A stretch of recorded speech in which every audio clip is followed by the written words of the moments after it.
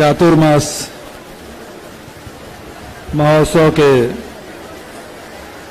समापन अवसर पर आयोजन समिति के सभी साथीगण, उपस्थित सभी श्रद्धालु जन, आदरणीय सभी मातृशक्तियां, हमारे आदरणीय दोस्तों, सभी उपस्थित देयु सज्जनों और पत्रकार मित्रों, हम लोगों ने देखा कि गाय के नाम से बड़ी राजनीति पूरे हिंदुस्तान में, लेकिन उसके साथ साथ जो आज गौपालन अनार्थिक हो गया है, घाटे का सौदा है, आज आधुनिकीकरण है, मशीनीकरण हो गया है, ट्रैक्टर आ गए, हार्वेस्टर आ गए, बहुत सारे ऐसे यंत्र आ गए कि अब बैलों की आवश्यकता नहीं है।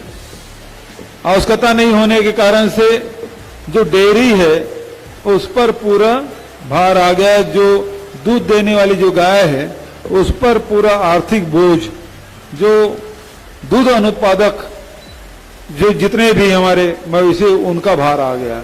तो जो डेयरी है या गौपालन है वो बड़ा घाटे के सौदा, और यही कारण है कि जो दूध देने वाली गाय को तो घर में बांध के रख लेते हैं, लेकिन जो दूध नहीं देते, ऐसे चाहे गाय हो और बैल तो सवाल ही नहीं उठता, लेकिन बैल की आवश्यकता अब कम हो गई है, तो ऐसे को खुला में छोड़ देते हैं और फिर वो मुश्किल होता है खेतों को बचाना, फसल को बचाना, और जो संत समाज है उसको देख के मन में पीड़ा उठना स्वाभाविक। ऐसे में हमने छत्तीसगढ़ में देखा, हमारे यहाँ गौशाला के नहीं गौठान की परंपरा रही है, दहिहान की परंपरा रही है छत्तीसगढ़ में। हमने उसे मजबूत करने की कोशिश की। आप सब जानते हैं कि जैसे जैसे जनसंख्या बढ़ती गई, लोगों की आवश्यकता भी बढ़ती गई, और ऐसे वैसे वैसे जो गौठान की जमीन है उसमें मकान बन गए, जो चारागाह जमीन है उसमें खेत बन गए। तो आज न मवेशी चरने की जगह है न उसके बैठने की जगह, और ऐसे में फसल में चरेंगे नहीं तो और क्या करेंगे। ये दुर्दशा लगातार बिगड़ती रही, और तब हम लोगों ने गौठान फिर से पुनर्जीवित करने की कोशिश की, और करीब 10,500 गौठान हम लोग बनाए हैं, जिसमें 10,250 गौठान पूर्ण हो गए हैं, 200-250 बचा है, उसे भी हम लोग पूर्ण करेंगे। उसके माध्यम से कहीं 3 एकड़, कहीं 5 एकड़, कहीं 10 एकड़, कहीं 15 एकड़ तक की जमीन हमने आरक्षित की, और इस 10,500 गौठान में लगभग 1.5 लाख एकड़ जमीन हमने आरक्षित कर ली, बिना किसी लड़ाई झगड़े के, बिना किसी उसमें दंड के, पुलिस का कहीं प्रयोग नहीं हुआ, और गौ माता के नाम से 1.5 लाख एकड़ जमीन हमने पूरे प्रदेश में आरक्षित कर ली, चारा के लिए भी और गौठान के लिए। अब ये आर्थिक कैसे बने? हम सबकी आस्था गौ माता पे, लेकिन जब उसको पालना कठिन हो जाए तो फिर उसकी इज्जत नहीं रह जाती, और फिर पीड़ाएं वो संतों के मुख से, मुखारबिंद से वो फिर निकल पड़ता है। ऐसे में हमने सोचा कि ये गौशाला बहुत सारी सरकारें चला रही है, पिछली सरकार भी गौशाला चलाए, और गौशाला बना भी, उसको जमीन भी दिए, उस चारा के लिए पैसा भी दिए, लेकिन दुर्भाग्यजनक बात यह है बहुत सारी संस्थाएं बहुत अच्छा काम कर रही है और आज भी कर रही है, लेकिन जो लोग लालची किस्म के लोग हैं, ऐसे लोगों ने गौशाला के नाम से खूब पैसा बटोरा, लाखों रुपया बटोरा, लेकिन दुर्भाग्य ये हमारे छत्तीसगढ़ में ऐसे ऐसे गौशाला चलाने वाले हुए, वो गौशाला गाय के पैसा खा खा के तो मोटा होते गए, और चारा नहीं मिलने के कारण से गौ माता दुबली होती गई और वो मर भी गई। मरने के बाद उसकी चमड़ी, उसके हड्डी और उसके हथेलियां तक को बेच के पैसा बनाने का काम, ये बहुत पीड़ादायक है। इसलिए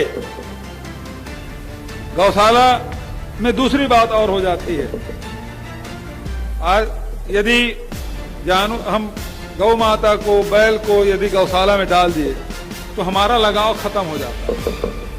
जैसे हम माता पिता से जो बच्चे दूर हो जाते हैं, तो वो लगाव, वो प्रेम कम होते जाता है। उसी प्रकार से कोई भी घर में यदि व्यक्ति कुत्ता पालता है, बिल्ली पाल ले, और चाहे खरगोश पाले, चाहे वो तोता पाले, उसके प्रति मोह हो जाता है। लेकिन आप दूसरे मवेशी का आप उतना प्यार नहीं करते। तो हमने ये सोचा कि गौठान है वो डे केयर के रूप में रहना चाहिए।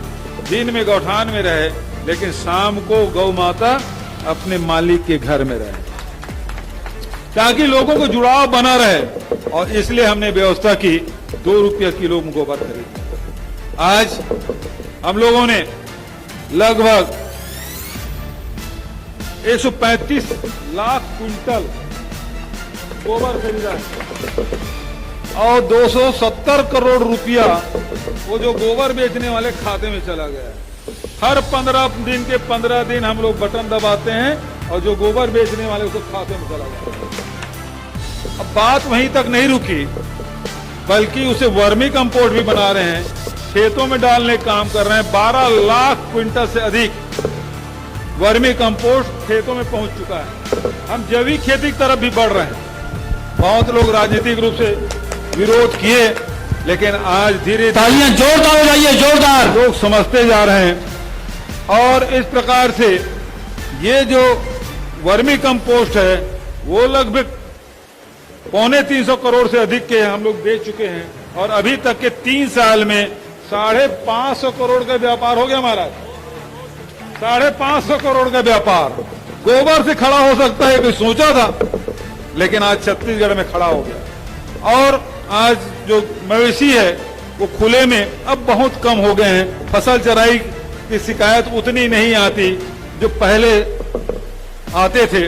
तो हम लोग इसको और मजबूत करने का काम, उसमें बाड़ी भी हम लोग लगा रहे हैं, उसमें मशरूम का उत्पादन भी हो रहा है, वहाँ सब्जी बाड़ी भी हो रहा है, और वहाँ विभिन्न प्रकार के गतिविधि संचालित हो रहा है। गोबर से न केवल वर्मी कंपोस्ट बना रहे हैं, अब दीपावली सीजन आए, गमला बनेगा, दिया बनेगा, गोकाष्ठ बन रहा है, और अब प्राकृतिक पेंट बन रहा है। 4 लाख लीटर गोबर से प्राकृतिक पेंट बना है हमारा, 4 लाख लीटर। और ये जितने भी हमारे स्कूल हैं, विद्या मंदिर, जिसको विद्या मंदिर हम बोलते हैं, हमारी स्कूल है, उसकी पोताई उसी जो प्राकृतिक पेंट है, गोबर से जो पेंट बन रहा है उसे पोताई हो रहा है। और जितने शासकीय बिल्डिंग है उसकी भी पोताई इसी से होगी। तो एक व्यापार हमने खड़ा कर दिया है, बहुत बड़ा व्यापार इससे खड़ा हो गया है, लोगों को रोजगार से इससे जोड़ रहे हैं। तो ये काम यदि मैं उसको चारा के लिए पैसा दूंगा, पता नहीं गौ माता तक पहुंचेगी नहीं पहुंची चारा। लेकिन यदि गोबर की कीमत यदि बढ़ाते जाऊंगा तो गोबर तो तभी गाय देगी जब वो चारा खाए। पैसा दूंगा तो जो गौशाला चलाने वाला वो खा जाएगा, गाय माता को मिलने वाला। गोबर यदि खरीदूंगा, जितना खरीदी बढ़ेगा, जितना गोबर का रेट बढ़ेगा, उतना बढ़िया चारा उसको खिलाएंगे। ठीक बात बोल रहा हूं नहीं?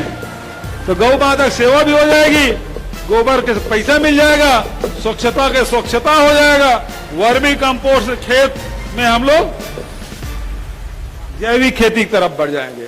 आज बीमारियां कितनी हो रही है। आज कोई शराब ना पीता हो, गांजा नहीं पीता, तंबाकू गुड़ाकू नहीं करता, लेकिन पता चलता है इसको शुगर हो गया, इसको बीपी हो गया, इसका किडनी फेल हो गया है, इसका लीवर काम नहीं कर रहा है। तमाम प्रकार की बीमारी किससे हो रहा है? ये जो जितने भी रासायनिक खाद और हम लोग दवाइयां डाल रहे हैं ना, उससे हो रहा है। और यदि हमारा अनाज शुद्ध होगा, हमारी सब्जियां शुद्ध होगी, हमारे फल शुद्ध होगा, तो निश्चित रूप से बीमारियां भी कम होगी। ये मानवता की इससे बढ़िया सेवा और क्या हो सकता है? तो हम लोग उस दिशा में निरंतर काम कर रहे हैं। राम वनगमन पर्यटन पर तो मनाया महाराज। अब भगवान राम तो हमारे आराध्य है ही, लेकिन हमारे लिए राम, क्योंकि जंगल में रहे, हमारे वनवासी राम है, क्योंकि सबसे समय ज्यादा यही बिताए हैं। सबरी माता के जूठे बेर यही खाए हैं, तो सबरी के राम है। माता कौशल्या की मायके है, तो यहाँ माता कौशल्या के राम है। और माता कौशल्या छत्तीसगढ़ की बेटी है, तो इस नाते हमारे तो बड़ी दीदी हो गई। तो राम तो हमारे भांजा राम है। हम लोग तो भांजा राम के रूप में जानते हैं। तो अभी महंत राम सुंदर दास जी हर जगह कार्यक्रम में जाते हैं। राम की मूर्ति सबसे पहले माता कौशल्या के जो धाम है चंदखुरी, वहां हम लोगों ने स्थापित किया। फिर शिवरी नारायण जहां आपका मंदिर है बहुत सुंदर, महानदी किनारे, वहां बहुत सुंदर विशाल भगवान राम की प्रतिमा। उसके बाद राजीव, जिसे चित्रोत्पला गंगा के नाम से जानते हैं, हमारा सबसे बड़ा तीर्थ है राजीव, 3 नदियों का संगम है, वहां मूर्ति की स्थापना। उसके बाद चंपारण में, और अभी हर चौका जहां हम लोग गए थे, कोरिया जिला, जहां माता सीता की रसोई थी, चट्टान काट के बनाया, 12 शिवलिंग स्थापित है वहां महाराज उस समय, और चट्टान काट के बनाए। और वहां भी बहुत सुंदर राम जी की मूर्ति की स्थापना किए हैं। तो इस हम लोगों ने 10 जगह चिन्हित किया है, सब जगह हम लोग बना रहे हैं। हर चौका से लेकर रामाराम सुकमा तक के 2260 किलोमीटर है, उसे हम लोग बढ़िया सुंदर बना भी रहे हैं। और ये जो स्थल है उसे विकसित करने का काम, पर्यटक जाएंगे उसके रहने रुकने की सुविधा भी हम लोग कर रहे हैं। राजीव में 55 एकड़ जमीन में वो मेला ग्राउंड बना रहे हैं, जहां टेंट भी होगा, पक्का मंच भी होगा, छाया भी होगी, साधु कुटी भी होगा, साधु निवास, हमारे अधिकारी कर्मचारी जाएंगे उसकी सुविधा, आम जनता जाएंगे उसकी सुविधा। तो 55 एकड़ में बहुत सुंदर उसको विकसित कर रहे हैं।